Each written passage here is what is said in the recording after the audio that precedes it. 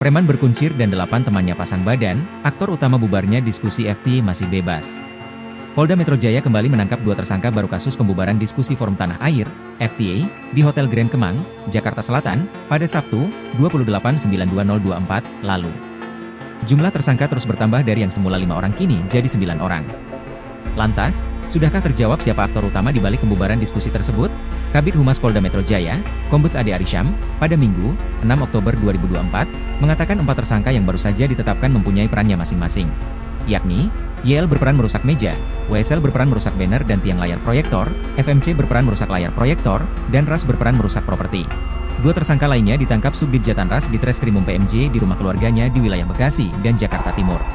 Terdapat 4 barang bukti yang sudah diamankan, yakni 1 buah alat banner, 3 buah patahan besi, rekaman CCTV dan pakaian tersangka.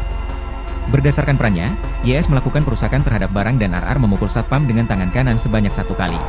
Diskusi yang dibubarkan secara paksa itu dihadiri oleh beberapa tokoh.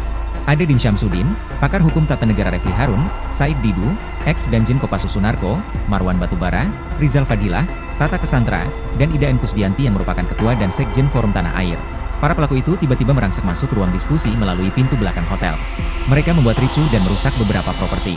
Dari video yang diterima, puluhan orang tidak dikenal yang mayoritas menggunakan topi dan masker itu melakukan perusakan secara brutal. Mereka mencopot banner acara diskusi secara paksa, mengambil tiang besi dan memukulkannya ke salah satu meja. "Bubar hei! Bubar, bubar!" diteriak orang-orang tak dikenal tersebut.